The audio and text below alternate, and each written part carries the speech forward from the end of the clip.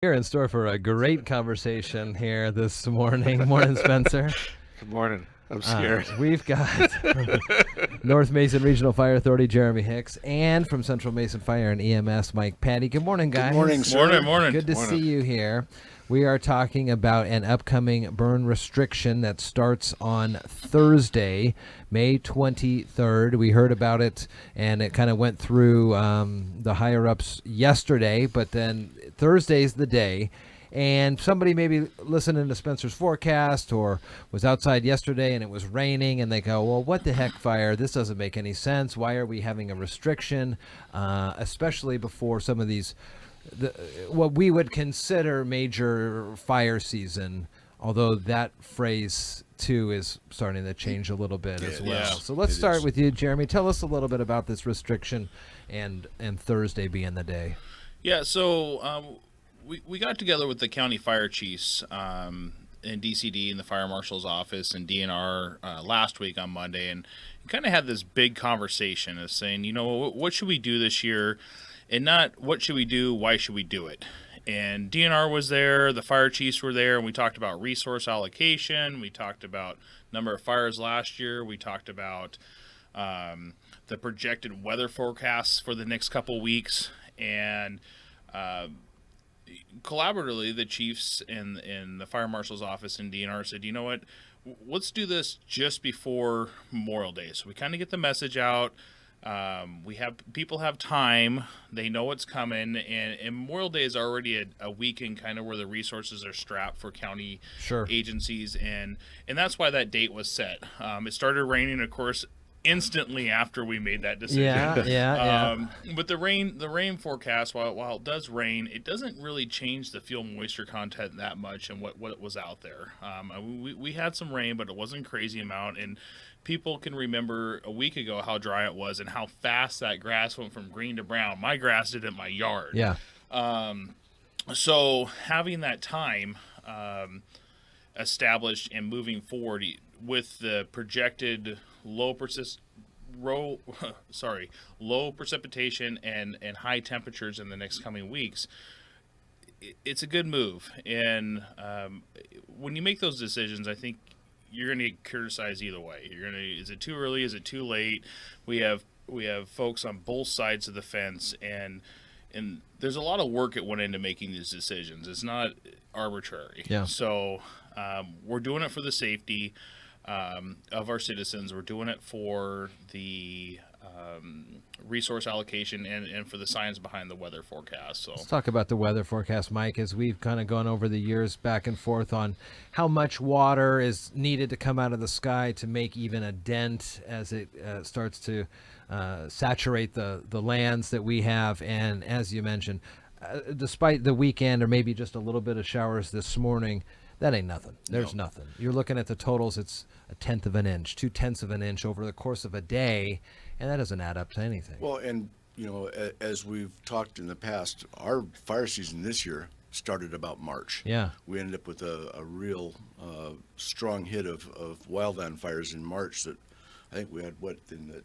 first 2 weeks of March, or we had 30-some fires in the county? yeah, We just don't have that. And it's kind of continued not to that size and volume, but the fires haven't diminished. We're still having brush fires. So even though it has rained, what I tell people is put a shovel in the ground. Turn over a shovel full of dirt, and you're going to see that maybe an inch down from the surface, it's still dry. A lot of people were thinking, oh my gosh, we got 2 feet of snow this winter. It was in late March, but even that, the snowpack and whatever, that doesn't soak into the ground. It mostly evaporates. Pretty much. Is that right? Mm-hmm. So we had some folks from Lake Cushman come in to talk fire-wise, and they were kind of talking to us a little bit about the community up there. And then we kind of broadened it out to the whole county and some ways that folks need to look at their properties and property lines and fire lines. And I know Spencer, who's new to the area here in the last year, lives out in the forests, and we're talking constantly about ways and protection and buffer zones and things like that. So if you're out in the woods and you see how dry it is, and these fires come about, and they can come up pretty quick. Is that right, Jeromy? Oh, absolutely. And we saw that 2 weeks ago in North Basin area, and I know we're not any different than the rest of the county, but there was a truck that was driving on the road with a couple chains dragging and ended up starting 30 little tiny fires all the way down North Shore in about a half mile, and they're all very small, and luckily, North Shore is a very traveled road, so somebody's like, hey, there's a whole bunch of smoke, and as the firefighters are arriving, all these little fires started going from these chains starting, and that was kind of the first indicator to us, from my perspective, like, holy smokes, I mean, started that fast, and we were moving. And this is just a chain dragging on the road, which was the culprit a lot last year with some of these fires we had in our county. So the dry weather, now just add, residential burning to that and some other things, and the risk goes up significantly. One of my favorite things, one of my favorite new toys is the weed dragon. And that it's not a Game of Thrones related pot shop. No. So it sounds like that. But the weed dragon, those flame, basically torches. Right. Are there restrictions involving those? Please say no. Yeah, what are the restrictions on Thursday? What's coming up on Thursday? Pretty sure that the intent is to restrict debris burning. Okay. Yep. So if you're having your 3x3 fire in your little camp recreational or fire pit in your backyard, and you're making s'mores or roasting hot dogs, you're going to be able to continue to do that. Okay. But if you're, scraping up debris from the winter storms that we had, and you want to burn that in a fairly big sized pile, that's not going to be able to happen. Any permits that were issued previous to that are going to be suspended until the fire season's over this year. When is that usually? It depends, I guess. We're hoping for September, but realistically, it'll probably be sometime in October. So we could be under restriction from Thursday through, Correct. depending, unless we get Unless unless 3 weeks of rain or something. Yeah. And that's what it would take to kind of saturate everything. It would take an inch of rain every day for 2 weeks or something, right, to get the grounds pretty good? It takes a significant amount of rain, and one of the things that we discussed in length is with the burn restrictions, and kind of like you saw today, would today be an okay day to burn? Absolutely, but tomorrow might not be. Mm-hmm. And putting that message out where we have burn restrictions and we don't have burn restrictions, we have burn restrictions, we don't have burn restrictions, is a lot harder, and it may not seem like that, but it's a lot harder than just saying we're going to close it for the season.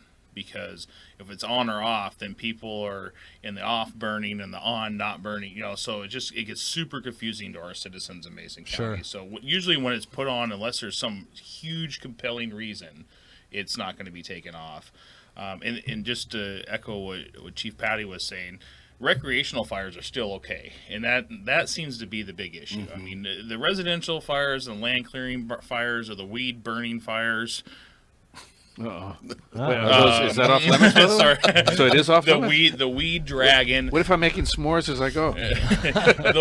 All that stuff is, people kind of understand that. They'll either save it or you can recycle it. Go up to there's a whole bunch of places in the county. You can load your truck up, take it up there to the chipping areas, and they'll do it. Rent a chipper. I did that a couple weekends ago. I live in a neighborhood, and boy, my neighbors really love that. So you don't fill their house. Because what it really is if you're burning when you're not supposed to be burning, the neighbor's the one that's going to call. Right. Oh, yeah. Because their house is now full of smoke, and that doesn't Sure. make them happy. So I always say, to people that want to burn is just think about your neighbors around you, because whether you're burning and it's a fire hazard, you're burning and it's a smoke filling their house, either way, they're not very happy with you. So Exactly. taking it to the recycler is kind of the wave of the future. And Thurston County and Kitsap County, and I was talking to the DNR. They said Mason County is one of the only counties that still allow residential burning. All the other counties are like, nah. If you want to burn, you got to go way rural. Yeah. And we're our county, while rural, is kind of turning into that area, and you see it in the urban growth areas that are restricting the residential burning. Obviously, you haven't been able to burn an urban growth area for a long time.